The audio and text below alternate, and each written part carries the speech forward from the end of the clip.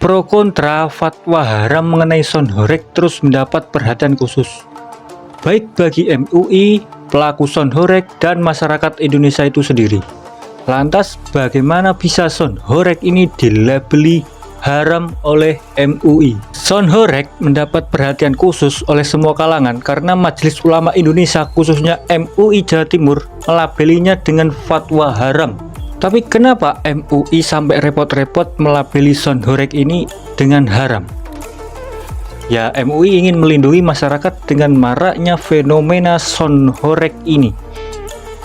Kebanyakan pelaku Son Horeg itu membuat lapisan saf sonnya itu bertumpuk-tumpuk hingga menjulang tinggi dan menghasilkan suara yang menggelegar serta keras yang membuat pendengaran masyarakat itu terganggu. Karena suara yang dihasilkan oleh Son Horeg itu sendiri melebihi batas yang diperbolehkan oleh Organisasi Kesehatan Dunia WHO, dan WHO sendiri itu menetapkan batas kebisingan yang dimana diatur di dalam ruangan itu yakni 30 sampai 35 desibel. Kemudian di luar ruangan yakni 45 sampai 55 desibel. Nah, sementara Son Horeg itu berkisar antara 120 sampai 160 desibel. Hal ini dapat membahayakan pendengaran, terutama bagi balita, lansia, dan orang sakit. Tidak hanya itu saja, MUI, khususnya MUI Jawa Timur, melabeli Son Horeg ini dengan haram. Di samping dari kebisingan, Son Horeg dapat membahayakan lingkungan dan syariat ajaran Islam.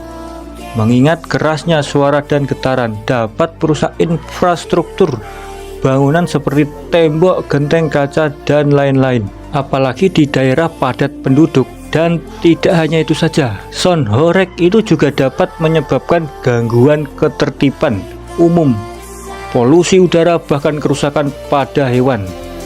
Dan inilah mengapa Majelis Ulama Indonesia, khususnya MUI Jawa Timur, melabeli Son Horeg ini dengan haram.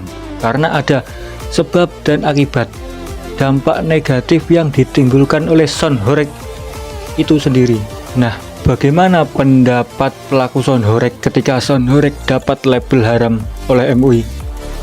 Dikutip dari acara Dua Sisi TV One, pelaku Son Horeg yakni Mas Brewok Audio ini mengatakan, kami akan mengikuti kebijakan pemerintah mengurangi jumlah saf Son Horeg, tidak menampilkan penari yang ada unsur maksiatnya, dan semua kerusakan yang diakibatkan oleh sonnya, baik itu tembok retak, genteng pecah, kaca pecah, bakal diganti seperti baru, dan semuanya bisa dimusyawarahkan dengan baik-baik. Nah, seperti itu, guys. Dan akhir-akhir ini mendekati acara karnaval 17 Agustusan, polisi daerah Jawa Timur itu membubarkan atau mempersulit acara Son Horeg ini dan mengadakan sejumlah razia dari pelaku Son Horeg yang akan tampil di berbagai desa, dusun, atau kecamatan.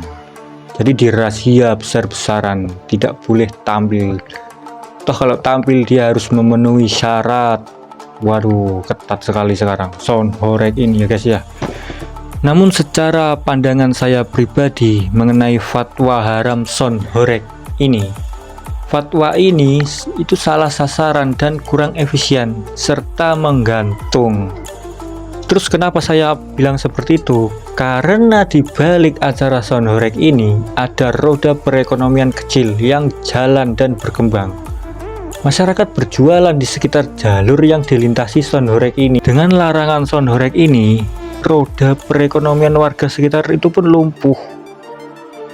Kemudian berita yang beredar di sosial media menunjukkan tembok retak, kaca pecah, genteng rontok, itu semua diganti oleh Son Horeg ini atau panitia penyelenggara. Jadi masyarakat tidak usah khawatir dengan kerusakan yang ditimbulkan oleh Son Horeg ini. Ya, jadi kerusakan itu diganti 100% oleh panitia penyelenggara Son Horeg ini. Jadi Son Horeg ini tuh datang itu nggak tiba-tiba, tapi prosedurnya itu diundang oleh panitia. Nah, panitia ini yang akan bertanggung jawab. Dan kalau ada penari dengan pakaian terbuka atau seksi di Son Horeg ini yang mengundang maksiat, barulah saya setuju untuk ditegur atau dihilangkan penarinya.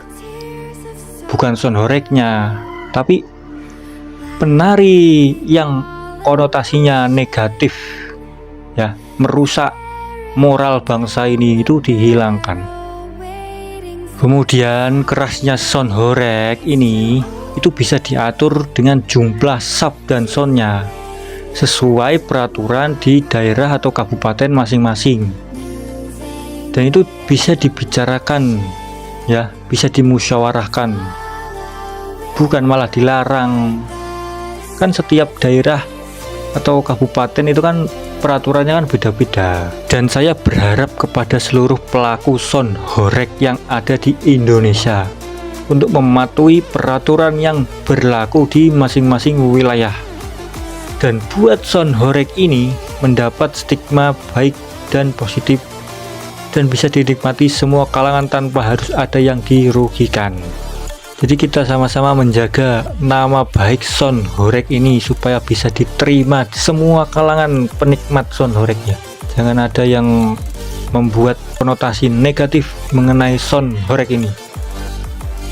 Oke, sampai di sini dulu penjelasan mengenai Son Horeg ini. Nantikan penjelasan selanjutnya hanya di channel New Story. Thank you.